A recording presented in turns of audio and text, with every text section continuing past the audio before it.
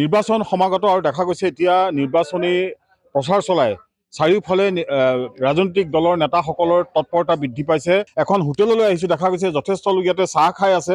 মই তেওঁলোকৰ পৰা কিছু মনৰ কথা জানিবলৈ চেষ্টা কৰিম, যিহেতু এইসকল ভোটাৰ কি ভাবিছে যে আপোনাৰ এই যি কলিয়াবৰ বিধানসভা সমষ্টিত কেনেজন প্ৰাৰ্থী আপোনালোকে নিৰ্বাচিত কৰিব এইবাৰ? আমাৰতো মনৰ এটা প্ৰাৰ্থী আছে, সেইটো হ'ল কেশৱ মহন্ত।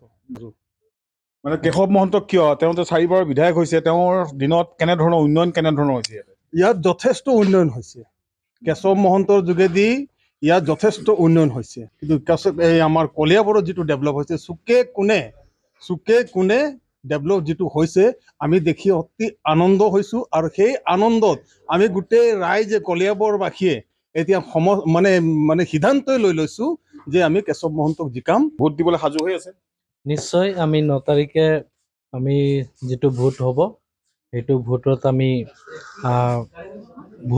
আমাৰ ভোটটো এইবাৰ কেৱল কেশৱ ছাৰৰ তাতে যাব, অগপ এজিপিৰ, কিয়নো তেওঁ যিটো কাম আমাৰ এলেকাত কৰিছে, ৰাস্তা পদূলিলৈ মঠ মন্দিৰ গীৰ্জাঘৰ প্ৰায় ঠাইতে কাম কৰিছে তেখেত। আৰু আমাৰ যিকোনো কামত সুখে দুখে তেওঁ থিয় হয়। কেনেধৰণে ভাবিছে যে এইবাৰ প্ৰাৰ্থীগৰাকী কেনেধৰণে নিৰ্বাচিত কৰিব? ইয়াত যিহেতু কেইবাগৰাকী প্ৰাৰ্থী আছে, কেইবাগৰাকী প্ৰাৰ্থী আছে। আমি অগপ দলৰ প্ৰাৰ্থীজনক আপোনাৰ বেলেগবাৰ পৰা এইবাৰ বিপুল ভোটত জয়যুক্ত কৰিব বিচাৰিছোঁ।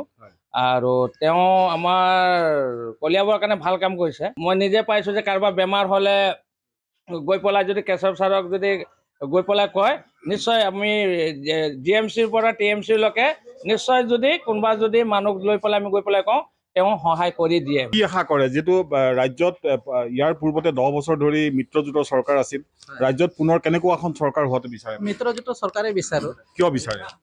বিচাৰোঁ মানে কি, আমাৰ ধৰি লওক এতিয়া যদি ক'বলৈ যাওঁ যে আমাৰ 100% উন্নয়ন হৈছে নাই, কুৱেশ্যন এটা আহি যাব পাৰে। তো আমি আমাৰ এই অঞ্চলৰ এজন যুৱক হিচাপে মই ক'ব বিচাৰিছোঁ যে 95% হৈ আছে।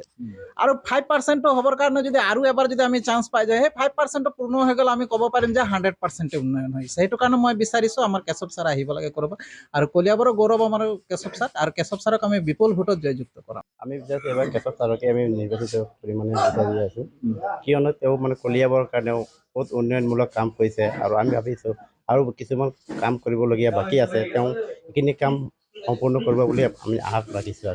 মইতো বাগিচাৰ ক'ব গ'লে আজি 10 বছৰ যিহেতু বিজেপি চৰকাৰ, বাগিচাৰ কাৰণে যি উন্নয়ন কাম কৰিছে, কোনোদিন এনেকুৱা চৰকাৰ ভৱিষ্যতে কৰা নাছিলে। আজি বিজেপি চৰকাৰ অহাৰ পিছত বাগিচাৰ কাৰণে প্ৰথম চাহ শ্ৰমিকৰ একাউণ্ট এটা খুলিলে, জিৰ' একাউণ্ট খুলি বাগিচাৰ চাহ বাগিচাৰ ল'ৰা ছোৱালীৰ ক্ষেত্ৰত পঢ়া শুনা, ইউনিফৰ্ম লৈ, খোৱা খাদ্য লৈ, এডমিশ্যন ফ্ৰী লৈ বিগত 10 বছৰ বিজেপি চৰকাৰ বহুত কৰিছে। আৰু 200 বছৰ যি আমাৰ আশা বাগিচাৰ ভূমি পট্টা প্ৰদান কৰিলে এই বিজেপি চৰকাৰ, আৰু এই বিজেপি চৰকাৰক বিপুল ভোটত আমি বাগিচাই এইবাৰ জয়যুক্ত কৰাম বুলি আশা আছে।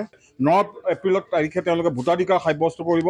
আৰু কলিয়াবৰ এইসকল সাধাৰণ ভোটাৰে তেওঁলোকৰ মনৰ কথা ক'লে, তেওঁলোকে কেনেগৰাকী প্ৰাৰ্থী তেওঁলোকে নিৰ্বাচিত কৰিব, ঠিক একেধৰণে ৰাজ্যত কেনেধৰণৰ এখন চৰকাৰ তেওঁলোকে নিৰ্বাচিত কৰিব, বা তেওঁলোকে কেনেধৰণৰ উন্নয়ন আশা কৰে, আৰু যাৰ কাৰণে তেওঁলোকে 9 এপ্ৰিলত ভোট প্ৰদান কৰিবৰ কাৰণে সাজু হৈছে।